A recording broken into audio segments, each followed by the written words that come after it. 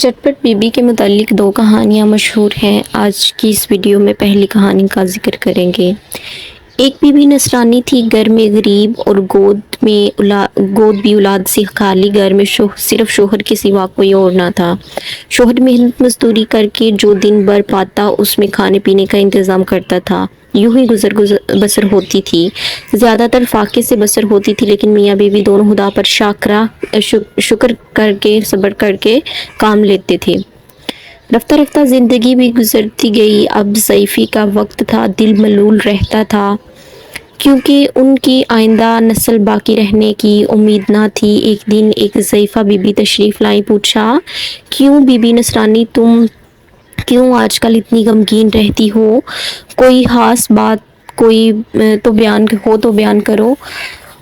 ये तो मालूम है कि गरीबी साथ नहीं छोड़ती, इसका तुमको कोई गम नहीं। हमेशा तुमने सब्र शुक्र से ज़िंदगी बसर की है, अब क्या नई बात है? बीबी नसरानी ने जवाब दिया, बीबी क्या कहूँ, किस्मत की बात, गरीबी तो गरीबी है। इस उम्र में औलाद तक से महरूम हूँ। बीबी ज़ईफ़ा ने कहा, बेटी गम न करो, खुदावंद आलम के इख्तियार में है सब कुछ है। वो जिसे चाहे मुर्दा कर दे और जिसे चाहे जिंदा कर दे, सूखे दरख्त को हरा कर दे, बे औलाद को सहबे औलाद कर दे। अच्छा तुम चटपट बीबी की कहानी मान लो, खुदावंद ताला तुम्हारी मुश्किल आसान कर देगा।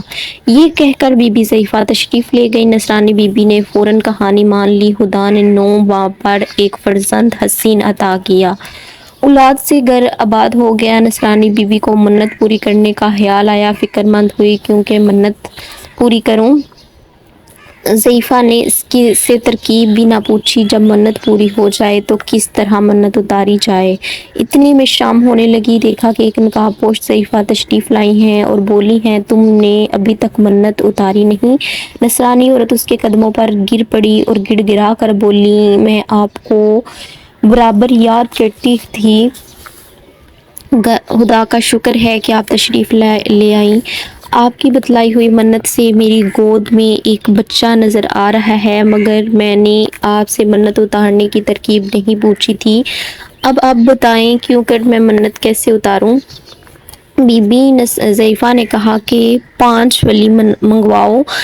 कहा और कहानी जो कहो वो बगौर से सुन लो, डली को काट डालो। कहानी कहने वाले को 2 हिस्से, कहानी सुनने वाले को 2 हिस्से और हिस्सा लाने वाले को 1 हिस्सा तकसीम कर दो। फिर बीबी ज़ईफ़ा ने कहानी कहनी शुरू कर दी। चटपट बीबी की कहानी नंबर 2। एक रोज़ अमीरुल मोमिनीन कुछ आटा जौ का लाए और फातिमा ज़हरा को दिया कि इसकी रोटियां तैयार करो। आज तुम्हारे हुजूर खुदा सल्लल्लाहु अलैहि वसल्लम को मैंने खाने पर मदऊ किया है। जनाब सैयदा फातिमा ज़हरा ने खुशी खुशी आटा खमीर किया, रोटियां तैयार की। जनाब रसूल सल्लल्लाहु अलैहि वसल्लम बाद नमाज मगरिब तशरीफ़ लाए। जनाब सैयदा अलैहिस्सलाम ने दस्तरख्वान लगाया। मोहसिन पाक बाप ने एक साथ खाना तनावल फरमाया।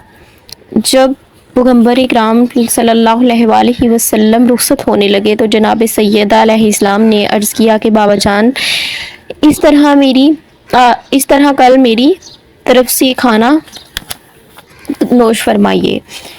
हज़रत सल्लल्लाहु अलैहि वसल्लम ने कबूल फरमा लिया। फिर हज़रत अली अलैहिस्सलाम कहीं से जौ का आटा लाए और जनाब सैयदा अलैहिस्सलाम ने खाना तैयार किया। बाद में नमाज मगरिब और फिर सल्लल्लाहु अलैहि वसल्लम खाने पर तशरीफ़ लाए और सब ने खाना खाने लगे।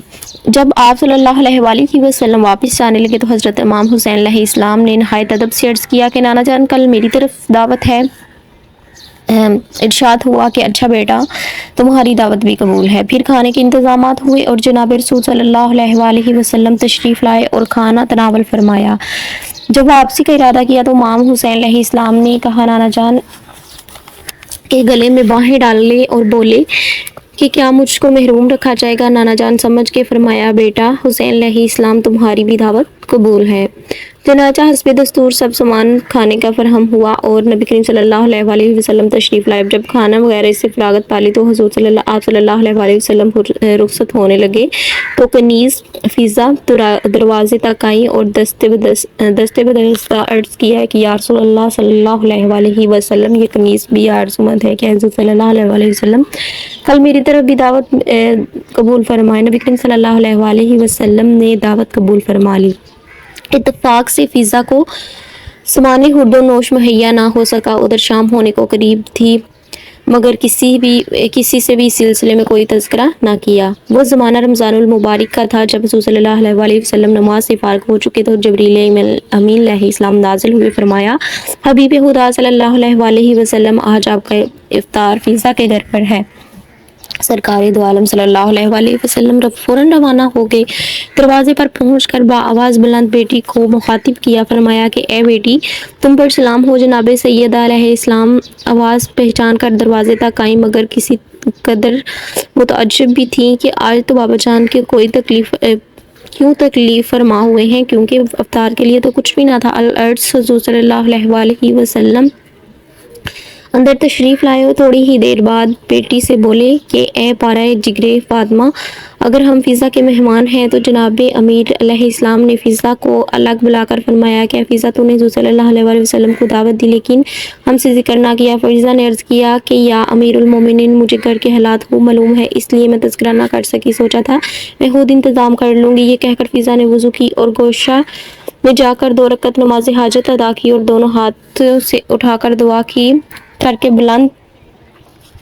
हथेली बुलंद की और गिड़गिड़ाकर बोली, ए हालिक हर बुलंद और पस्ती, मैं तेरे हबीब सल्लल्लाहु अलैहि वसल्लम की बेटी की कनीज़ हूँ और तेरे हबीब को अपने मेहमान किया है। तो जानता है कि मैं क्या हूँ, इसलिए तेरी किब्रियाई का वास्ता देती हूँ, मेरी लाज रख ले और अपने महबूब सल्लल्लाहु अलैहि वसल्लम और उनकी आले पाक से सुरखरू कर दे। अभी फ़िज़ा दुआ कर ही रही थी कि घर खाने की खुशबू से महक रखा था। फिर फ़िज़ा ने देखा कि पहलू में हुआन ने नेमत रखा हुआ है। फ़ौरन वो हुआन लेकर फ़िज़ा हाजिर खिदमत बरकत रसूल सल्लल्लाहु अलैहि वसल्लम में हुई। जनाब हतमा मुरतबत सल्लल्लाहु अलैहि वसल्लम ने दरियाफ्त फरमाया कि ये खाना कहाँ से पाया है। फ़िज़ा ने जवाब में अर्ज़ किया, जिसके भरोसे पर मैंने आपको मदऊ किया था उसी ने भेजा है, यानी कि ये ताम जन्नत से आया है। सलात अल्लाहुम्मा सल्ली अला मुहम्मद व अला आलि मुहम्मद सल्लल्लाहु अलैहि वसल्लम।